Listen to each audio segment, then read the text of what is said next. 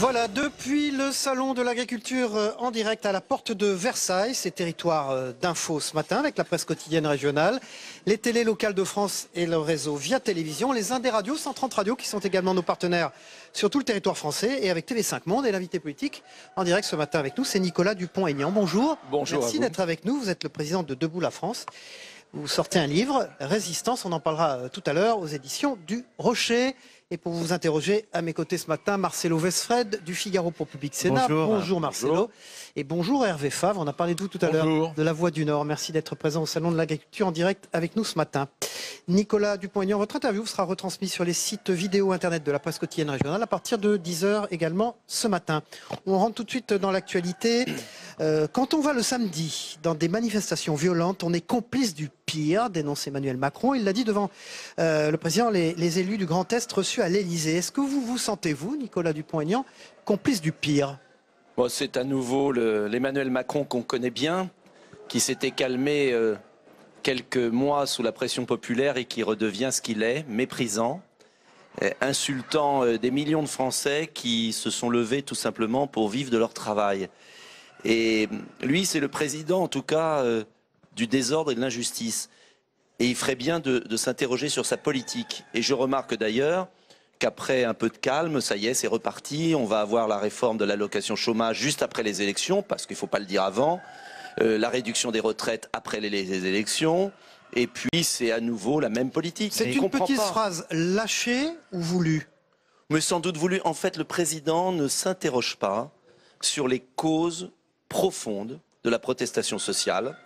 Il ne s'interroge même plus sur les remèdes à mettre en œuvre et, comment dire, l'hypocrisie du grand débat apparaît. Ce grand débat n'était qu'un moyen de dégonfler une protestation. Mais il se trompe, car l'enjeu, c'est de répondre à l'angoisse de nos retraités. Est-ce qu'on va réindexer les pensions de retraite sur l'inflation? C'est ce que je propose. L'enjeu, c'est comment on peut vivre d'un SMIC. L'enjeu, c'est comment on peut réduire l'immigration. L'enjeu, c'est comment on peut oxygéner notre démocratie. Et là, il n'y a aucune réponse. Il n'est toujours que dans la petite phrase, dans le commentaire. Sur le fond, vous reconnaissez quand même que le mouvement s'affaiblit. Il y avait 46 000 personnes seulement dans les rues samedi, qu'il s'est radicalisé, que l'opinion publique est en train de se retourner. Il y a bien un moment où il faut arrêter un mouvement. Mais ça, c'est la propagande. Ça, c'est la propagande. Ce sont les chiffres, c'est la réalité de la rue. Propagande. Je vais vous dire pourquoi. Bien évidemment que je m'élève contre les désordres. J'ai d'ailleurs toujours demandé aux Gilets jaunes de manifester plutôt le dimanche pour ne pas gêner les commerçants, les artisans. J'ai toujours demandé au président de la République de prendre des mesures. Je lisais un très bon article dans le Figaro d'ailleurs, d'un monsieur Robin, qui expliquait qu'en 68, il y avait des hommes d'État. Et que Georges Pompidou et le général de Gaulle, après 68, ont agi vite. Le Grenelle social, qui a permis de répondre et qui a calmé les choses. Ce qui ne va pas là, c'est que le président de la République, en fait, dresse les Français les uns contre les autres. Il aggrave ce face-à-face entre deux France. Et moi, je pense, et ce qu'on a fait à Debout la France, c'est qu'on a fait des 12 propositions très précises pour résoudre la crise. Et on finance ces propositions. Nous sommes le seul parti à avoir proposé des économies pour réduire les gaspillages sur l'immigration, sur l'Europe, sur le train de vie de l'État, sur la fraude sociale, sur la fraude fiscale. Car je crois que le rôle d'un homme politique, et ce devrait être le rôle du président, pardonnez-moi, c'est pas de se lamenter. Pardon, mais les Gilets jaunes, c'est d'agir. Ça fait des mois que le président laisse pourrir la situation. Si vous croyez que ça va pas repartir au mois de mai, qu'est-ce que vous en savez? Il faut traiter la cause des problèmes. Les Gilets jaunes voulaient être présents dans cette campagne. Ils avaient envisagé de faire une liste. On voit bien que ça capote. Qu'est-ce que vous leur dites? Venez chez moi, j'ai des places. Mais non, mais je ne suis pas comme ça. J'ai toujours pensé que le mouvement des Gilets jaunes, sincère au départ, qui a été dénaturé par des extrémistes, est un mouvement tout simple de retraités qui veulent vivre de leur retraite, d'artisans qui veulent lutter contre la concurrence déloyale, de Françaises et de Français qui veulent travailler. Et ce n'est pas les manifestants professionnels d'une certaine gauche, c'est la France du travail. J'ai toujours pensé que ce mouvement était protéiforme sur le plan politique. Il y a des gens de gauche, attendez, il y a des gens de gauche, de droite. Donc c'est normal qu'il n'y ait pas de liste Gilets jaunes. Ils n'en sont pas capables puisque c'est un mouvement social. Maintenant, nous sommes l'un des seuls partis, je crois le seul, à avoir fait des propositions très concrètes, nationales, et à faire des propositions européennes, car le débouché de la crise des Gilets jaunes, c'est l'élection, c'est le vote. Et dans 3 mois, les Français vont Donc, il y pouvoir en aura dire... sur votre liste. C'est la Mais bien question évidemment, d'Hervé puisqu'il y a Fabre. beaucoup de Gilets jaunes qui sont adhérents de Debout la France déjà. Mais il y aura pas... Moi, je ne prétends pas rassembler les Gilets jaunes, c'est absurde. Les Gilets jaunes, ils sont de toute origine politique. En revanche, je crois que le rôle d'un responsable politique sérieux, c'est de proposer des solutions sérieuses pour débloquer la crise et en finir avec ces manifestations qui pourrissent la vie économique du pays. Mais il faut s'interroger sur les causes, au lieu toujours d'accuser ceux qui manifestent plus ou moins correctement. Autre sujet d'actualité qui intéresse beaucoup notre région, le cas d'Ascoval, la solution qui s'était présentée à capoter. Aujourd'hui, Bruno Le Maire se donne 1 mois pour retrouver un repreneur. Qu'est-ce que vous feriez à sa place? Très simplement, j'aurais donné instruction à Vallourec de continuer ses achats. Vallourec doit à un moment prendre ses responsabilités. Comme on n'a pas traité la cause là aussi, on a un pouvoir qui est à genoux, à plat ventre devant les entreprises. Regardez ce qui se passe à Ford, à Bordeaux. C'est insensé ce qui se passe pour Ford, comme pour Ascoval. À Ford, je reviens sur Ascoval après, à Ford, il y a un repreneur. Ford va sacrifier l'outil de production pour pas avoir de concurrence et va aller en Pologne et rapatrier aux États-Unis. Non, la loi le peut toujours. Monsieur Trump, excusez-moi, quand il y a à agir, il agit. Monsieur Poutine, il agit. Les Chinois, ils agissent. Enfin, Bruno Le Maire n'arrivait pas à avoir le président de Ford au téléphone. Eh bien, ça montre bien que Monsieur Bruno Le Maire n'existe pas. Il sera là demain sur ce plateau à votre place. Monsieur Bruno Le Maire est un hypocrite et un menteur qui prétend résoudre les problèmes et il ne les résout pas. Et il suffisait de nationaliser le site de Ford et de mettre Ford devant ses responsabilités. Et je peux vous dire que si le ministre faisait comme Monsieur Trump avait fait un tweet en disant boycotter les voitures Ford, Français, boycotter les voitures Ford, tant que Ford ne cédera pas, eh bien comme aux États-Unis, Ford aurait cédé. Parce qu'il y a un moment où on ne peut pas accepter que des entreprises détruisent la libre loi de la concurrence. Parce que là, c'est une entreprise Ford qui veut avoir le monopole de la production et qui veut interdire un repreneur. C'est exactement le même cas sur Ascoval. Je suis pour la libre entreprise.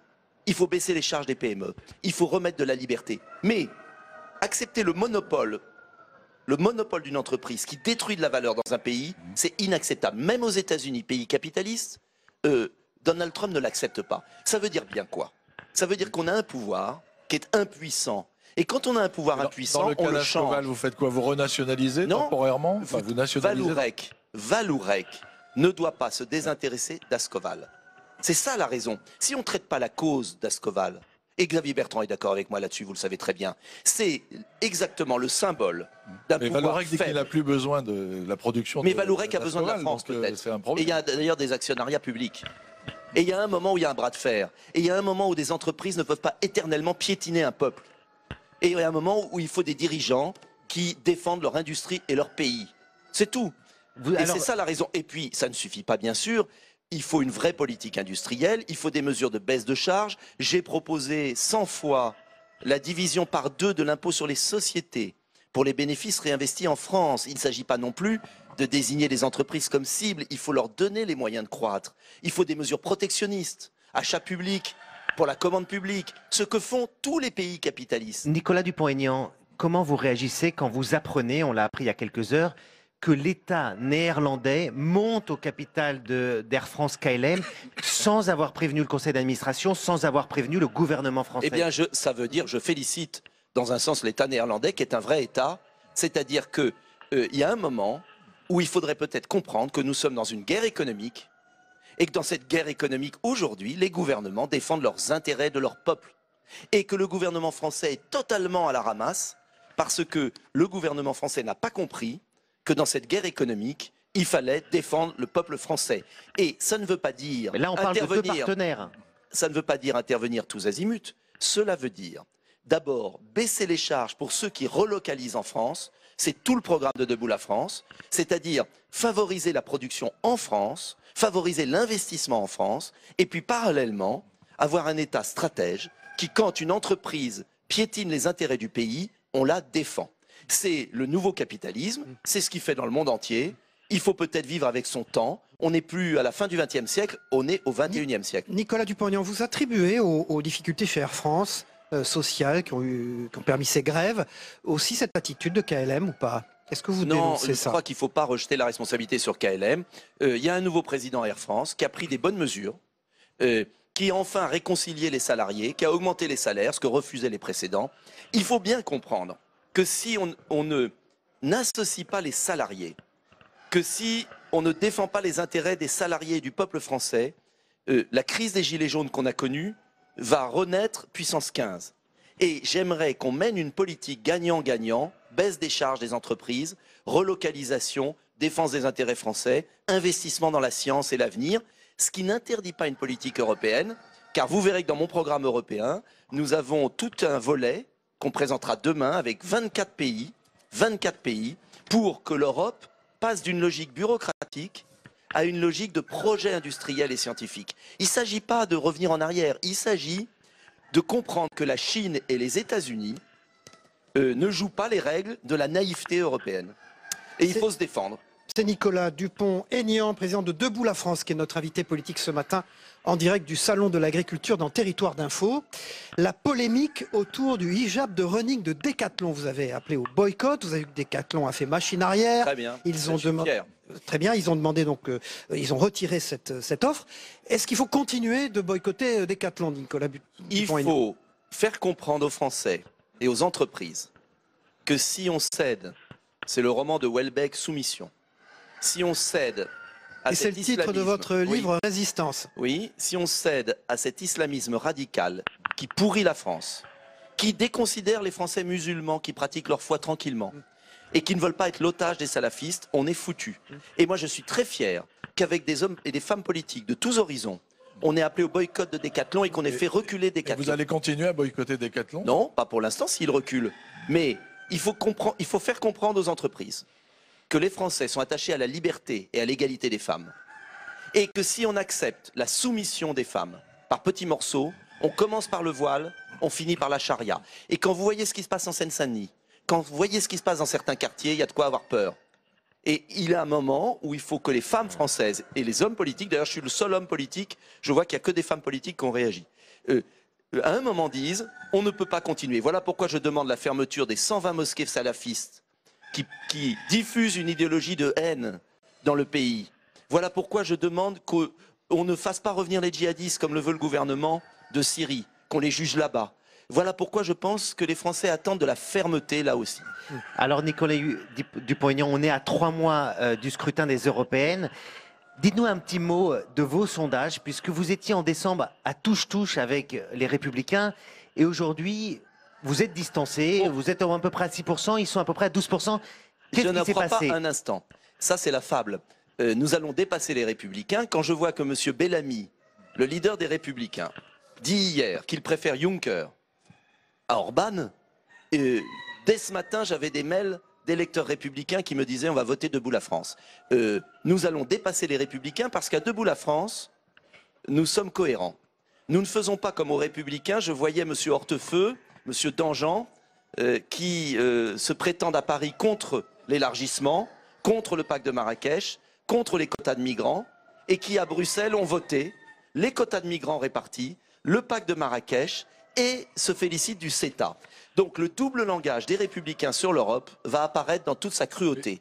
Et vous verrez que notre liste va l'emporter parce que les Français, et notamment les Français de droite, attendent une vraie opposition à Emmanuel Macron. Et quand Bellamy hier dit « je préfère Macron », il avoue que les Républicains en fait sont sur la pente de l'alliance avec Emmanuel Macron. Ils veulent d'ailleurs la même Europe.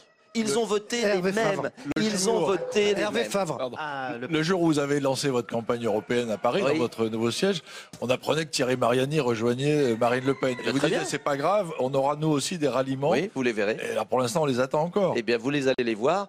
Moi, je procède sérieusement. D'abord, un projet cohérent sur l'Europe. Ce projet, nous allons le présenter demain avec 24 partis souverainistes, eurosceptiques, euro-réalistes. C'est la première fois qu'il y a une telle alliance. Et parce que c'est une élection européenne, on n'est pas tout seul. Et qu'il faut changer l'Europe avec nos partenaires. Et puis, je présenterai fin mars la liste et vous aurez de belles surprises. Quand vous voyez ce qui se passe au Royaume-Uni sur le Brexit, où on est à 1 mois du Brexit et c'est la confusion la plus totale, qu'est-ce que vous dites aux partisans d'un Frexit? Et est-ce que les eurosceptiques aujourd'hui ne vont pas être en difficulté compte tenu de cette actualité? Eh bien non, je vais vous dire pourquoi. Parce que d'abord, on n'a jamais proposé le Frexit. Si l'Union européenne n'avait pas refusé aux Anglais, avant le Brexit, des accords particuliers pour contrôler leurs frontières, il n'y aurait jamais eu de Brexit. Ça veut bien dire quoi? Ça veut bien dire que l'enjeu urgent de l'Union européenne, c'est de changer les règles du jeu pour protéger les frontières, ce que ne veulent pas la liste de M. Bellamy et de M. Wauquiez.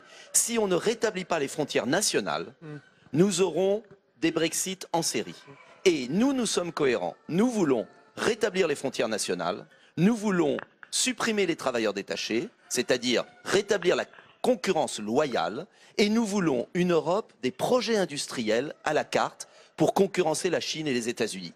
Nous avons un projet cohérent. Et les Français vont le voir entre Macron et Bellamy, qui veulent continuer avec Juncker, et nous qui voulons une Europe qui soit sur un modèle d'État-nation, qui travaillent ensemble, mais qui défendent leurs intérêts, eh bien, il y aura le choix. Et vous verrez que les Français choisiront. Nicolas Dupont-Aignan, les travaillistes voudraient, eux, faire revoter les Britanniques. Mais c'est la démocratie. Vous en pensez quoi? Mais je pense que c'est toujours la même histoire. On s'aperçoit que l'Union européenne n'aime pas la démocratie. Et que quand vous votez, il faut revoter. Quand vous votez quelque chose, on fait l'inverse. Nous sommes pour une Europe des peuples et des démocraties. C'est un choix majeur. Il y a ceux qui veulent l'Europe de Juncker, Macron, Bellamy, et puis il y a ceux qui veulent une Europe des nations, avec le choix entre la liste de Monsieur Bardella, du Rassemblement national, et notre liste qui présente pas seulement le refus de cette Europe-là, mais la reconstruction d'une Europe.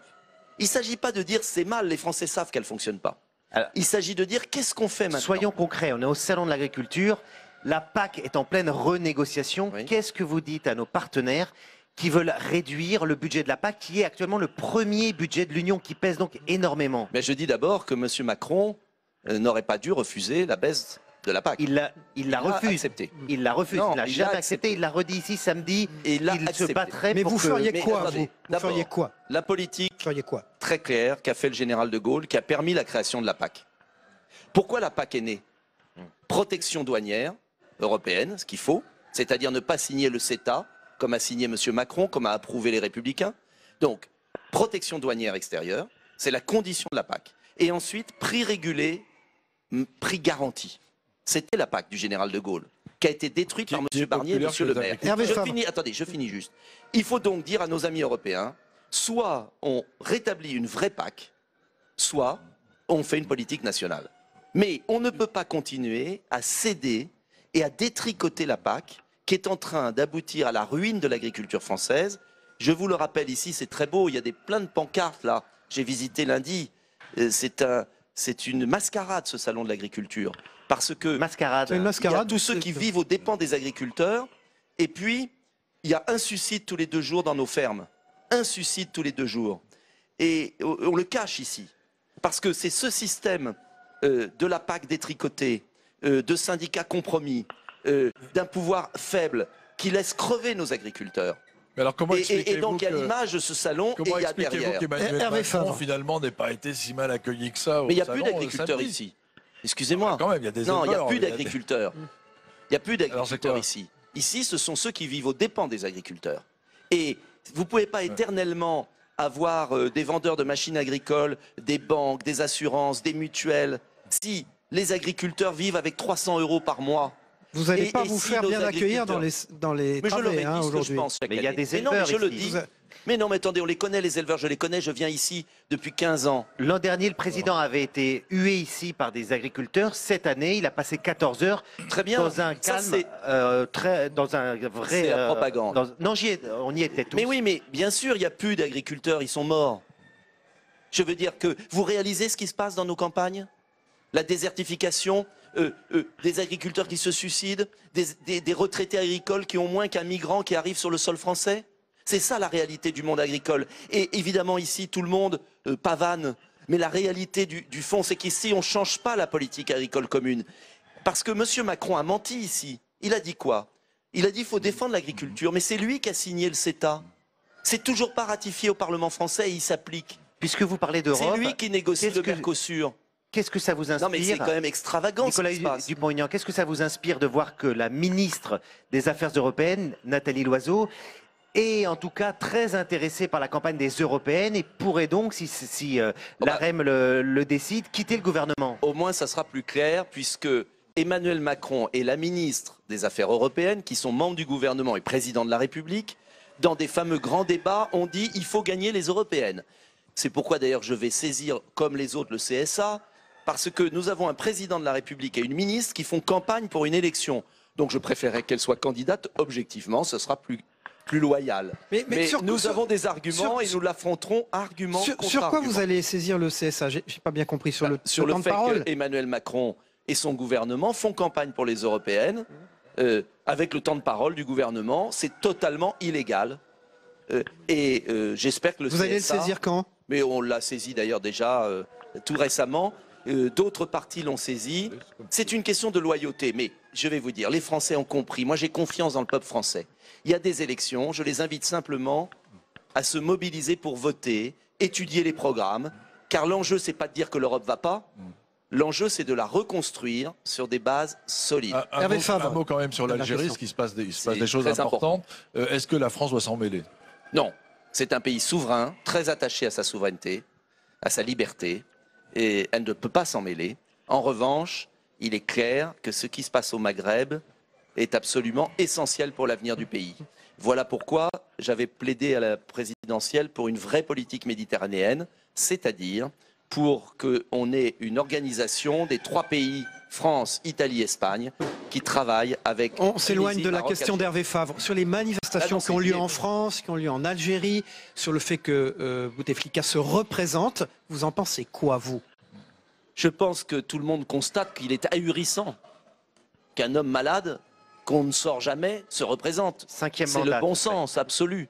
Maintenant, ce sont les affaires algériennes et la France doit avoir une attitude à la fois d'écoute vis-à-vis de la jeunesse algérienne, mais en même temps ne peut pas s'ingérer dans les affaires algériennes. Compte tenu de l'histoire entre nos deux pays, vous pensez bien qu'il serait très maladroit de s'ingérer dans les affaires algériennes. Qu'est-ce que ça vous inspire de voir qu'en Algérie comme en France, les manifestations monstres partent des réseaux sociaux?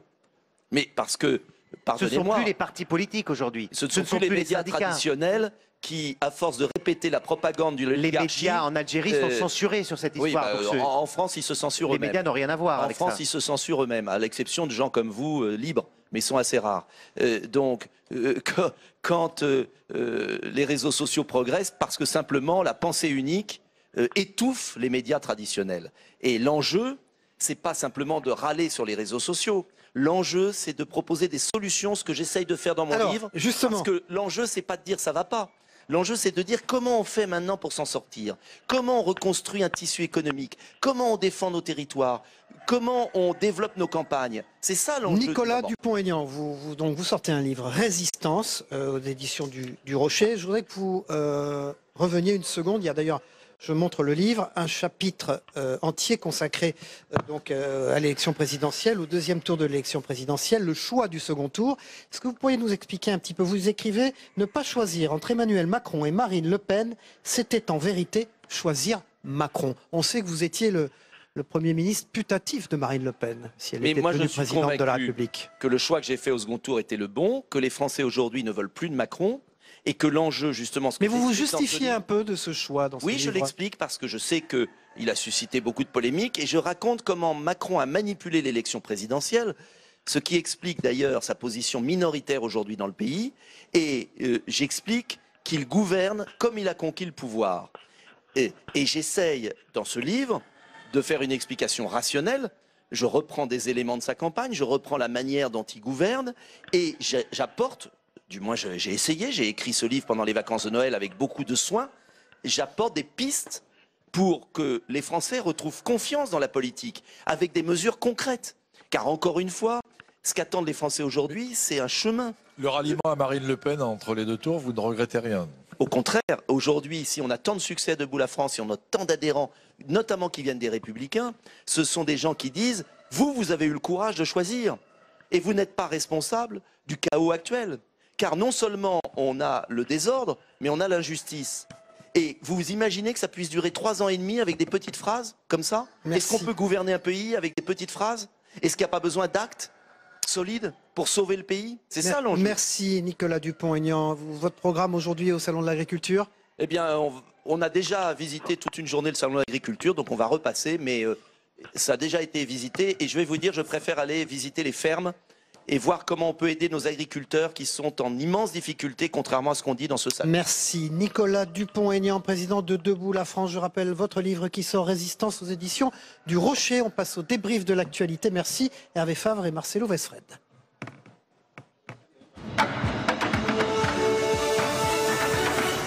Nicolas Dupont-Aignan quitte ce plateau. Attention, voilà, vous passez devant les caméras, c'est bien. Guillaume Doyen de la Gazette des communes et des départements et des régions, bonjour, merci, rebonjour d'être avec nous. Et Patrice Moyon de Ouest France. Bonjour, premier quotidien français, merci d'être avec nous. Alors, quand on va le samedi dans des manifestations violentes, on est complice du pire. C'est Emmanuel Macron, Guillaume Doyen, qui a prononcé cette phrase devant les élus du Grand Est reçus à l'Élysée. Vous sentez-vous complice du pire? J'ai posé la question à Nicolas Dupont-Aignan. Non. Non, forcément. Le petit coup de fanfaronnade d'Emmanuel Macron, là, il l'a assez bien décrypté. Pour l'instant, il y a une variation de sondage en sa faveur. Il en profite effectivement pour mettre dans le même sac que tout le monde. Je trouve effectivement que c'est un peu risqué de la part du président de la République qui a tendance, on le sait, par tempérament, par penchant, à remettre, si j'ose dire, 100 balles dans la machine quand ça se calme. Alors la théorie en vogue ce matin, Patrice Moyon, c'est que le président de la République a voulu... c'est une phrase volontaire ou c'est une phrase qu'il a laissé échapper? Alors, c'est toujours une question qu'on peut se poser. C'est vrai qu'il par tempérament, effectivement, il a toujours tendance à en rajouter. Il a été piégé par cette accumulation de petites phrases et je pense qu'il devrait se méfier de lui-même. Mais là, c'est pas pour caresser l'électorat de droite. Dans les sondages, on voit que ça a basculé. Au fond, les gens maintenant, une majorité de Français réprouvent que les manifestations se poursuivent. Oui, alors il y a peut-être une stratégie, mais je pense qu'il faut quand même se méfier des petites phrases. Elles lui ont fait du mal et elles pourraient à nouveau avoir des conséquences. Guillaume Doyen, rien à rajouter là-dessus? Si le terme de complice me paraît tout à fait excessif, ça restera une de plus qui restera, si vous voulez, et qui sera utilisée dans les tweets, qui sera utilisée dans les dessins humoristiques, qui ressortira dans les papiers, etc. La phrase est un peu excessive, mais elle est typique du président de la République.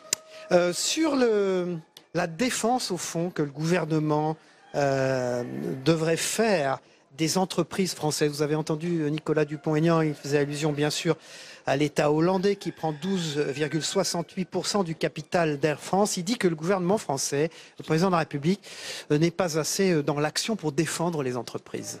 Ouais, là, on a le vrai discours de Dupont-Aignan à l'approche des élections. C'est le discours souverainiste. Il a aussi fait beaucoup référence à Trump. En même temps, c'est gaulliste aussi, ça. Ah, oui, le général de Gaulle était un souverainiste. Mais là-dedans, vous avez toute une rhétorique, si vous voulez, qui est malgré tout anti-européenne. Il ne veut pas de Frexit, dit-il. Mais l'Europe qui l'attend, si vous voulez, n'est plus du tout l'Europe, l'Union européenne, dans laquelle on est aujourd'hui. Certes, la France n'en sortirait plus, mais on aurait un système totalement différent. Patrice Moyon. Non, où il a raison, c'est qu'effectivement, il ne faut pas être naïf. On a besoin d'une vraie politique industrielle, mais probablement besoin d'une politique industrielle à l'échelle de l'Europe. Je pense par exemple aux batteries.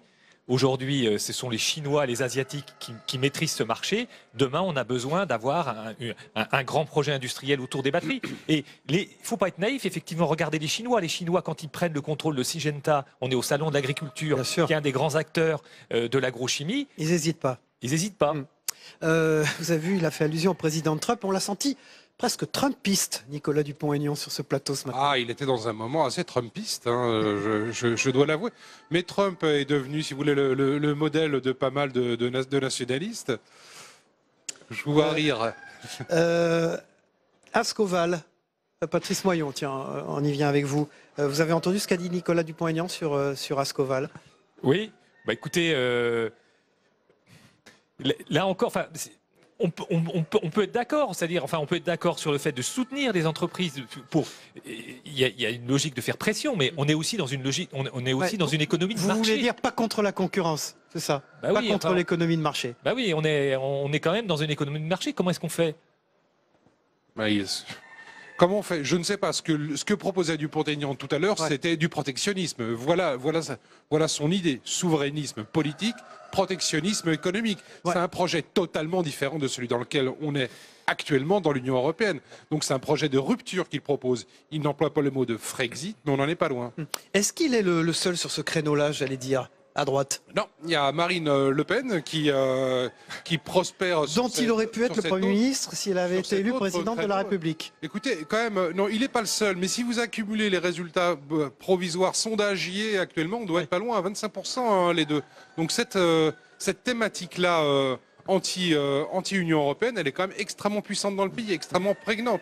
On sait que les élections européennes, en général, c'est le moment pour faire monter les souverainistes traditionnellement. Mais là, ça marche assez fort. Alors, il s'est crédité du fait sur ce plateau tout à l'heure que l'appel au boycott qu'il avait fait, ils étaient quelques-uns à propos de Décathlon, de cette polémique autour du hijab, de running. Au fond, il avait fait reculer Décathlon et que c'était une très bonne chose. Vous avez entendu, Patrice Moyon? Oui, alors je sais pas. Bon, je sais pas. Je sais pas, mais. En revanche, vous ne savez pas si c'est Nicolas Dupont-Aignan qui a fait reculer Décathlon ou pas? Non, moi je pense que c'est la campagne sur les réseaux sociaux surtout qui a eu une incidence.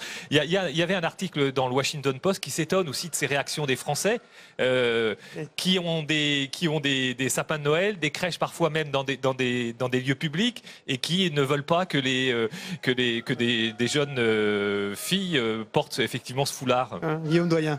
Non, mais il y a ça. Et puis, vous avez vu comme moi la violence des réactions sur les réseaux sociaux, les messages hyper durs qu'a reçu Décathlon. Il s'agissait même de la sécurité de ses employés. Et quand ils annoncent ça, je pense qu'ils ont eu raison sur ce point-là de se méfier des. Mais qu'est-ce qui les a motivés, Guillaume Doyen, Décathlon? C'est quoi? La recherche d'un nouveau marché? Ou c'est un coût médiatique? On n'a pas d'explication ce matin de ça. Non, ils répondent à une demande, Décathlon. Non, ils disent là que c'est une erreur. C'était une erreur et que c'était destiné au marché marocain quand même. Attendez, il n'y a pas d'erreur. Ils répondent à un marché simplement juste là. Il n'y a rien de honteux, c'est parfaitement légal. Et en revanche, la violence des réactions et les menaces qu'ils ont reçues, elles ne sont pas admissibles. Guillaume Doyen de la Gazette des communes, des départements et des régions. Merci beaucoup d'avoir débriefé l'actualité et les propos de Nicolas Dupont-Aignan qui était notre invité politique ce matin en direct du Salon de l'Agriculture. Et merci Patrice Moyon de Ouest France d'être revenu aujourd'hui. Et vous appartenez au premier quotidien régional français. Ensemble, messieurs, nous allons regarder ce qui s'est passé dans les émissions politiques hier au soir, les journaux télévisés, mais également chez nos confrères dans les autres matinales d'infos ce matin. Et on se retrouve après. Il faut maintenant dire que lorsque on va le samedi dans des manifestations violentes, on est complice du pire. C'est tout. Il a eu une parole forte hier, il faut le dire. Il n'aurait pas, je crois que cette parole aurait choqué également si ça avait été la première, la deuxième ou la troisième semaine de manifestation. Là, ça fait la 15e semaine de manifestation que nous venons de connaître. Une France aujourd'hui qui s'interroge, des commerçants qui souffrent, une activité économique qui est en retrait. Il faut que nous allions de l'avant. Et c'est à lui, en tant que chef de l'État, de montrer la direction. Et donc, au lieu de répondre aux revendications justes et légitimes qu'il y a dans la rue, il menace. Il essaye d'intimider les manifestantes et les manifestants. Je pense que c'est pas raisonnable. Aujourd'hui, je suis désolé de le dire, mais le président de la République, lui, il n'est pas coupable du pire, il en est directement responsable. Quand vous avez des ministres du gouvernement qui ont au début du mouvement en particulier, fait monter les enchères en insultant, en dénigrant, en essayant en méprisant ce mouvement, eh bien évidemment, ils portent une très grande responsabilité. Oui, mais il faut que les gens qui manifestent et qui sont les vrais gilets jaunes, si j'ose dire, les gens qui ont des revendications sociales, comme c'était le cas le 17 novembre, comprennent qu'aujourd'hui, non seulement ils n'obtiendront rien parce que leur mouvement s'est dénaturé par les violences qu'on voit toutes les semaines, mais deuxièmement, ils donnent l'occasion, je le répète, à des extrémistes, à des casseurs, de mettre le bazar dans notre pays, et ça n'est plus possible. Décathlon assume la commercialisation d'un hijab, c'est-à-dire un couvre-chef destiné aux femmes musulmanes qui souhaitent pratiquer la course à pied tout en gardant leurs cheveux et leur nuque cachés. Lorsqu'on a parlé également du voile et du niqab à l'université, on nous a dit Macron, finalement, on interdirait à ces jeunes filles d'étudier. Elles étudient. Il faut aussi faire un pas vers la République, faire un pas vers la liberté, et c'est à ces femmes de s'adapter. C'est vraiment ce qu'on appelle le putaclic, c'est la peau à troll. C'est vraiment le sujet, le bad buzz, et on rend service à Decathlon, parce qu'on fait une publicité pour le marketing communautaire. Faire de l'argent de tout n'est sans doute pas dans mon éthique. J'ai envie d'une société où l'homme et la femme pleinement puissent être considérés à égalité sans aucune contrainte ou aucune pression. Eh bien, heureusement qu'ils renoncent. Parce que je pense que pour des raisons commerciales, troubler les esprits. Et puis on sait très bien qu'il y a des femmes qui choisissent, mais il y en a tellement, des jeunes femmes, qui sont sous la pression sociale et qui n'ont pas le choix. Et moi, je pense qu'on est dans un pays où on doit pouvoir courir et se vêtir comme on veut. On a ça, ce type de produits, hijab ou autres, pour faire du sport dans tous les pays du monde, et ça ne suscite pas ces polémiques-là. Dès qu'il s'agit de l'islam, il y a finalement une forme de suspicion tout de suite, et ça devient insupportable pour nos concitoyens musulmans. Voilà, en direct du Salon de l'Agriculture et de l'Alimentation de la Porte de Versailles. Notre émission continue. Troisième partie, dans un instant, l'actualité parlementaire et politique. À tout de suite.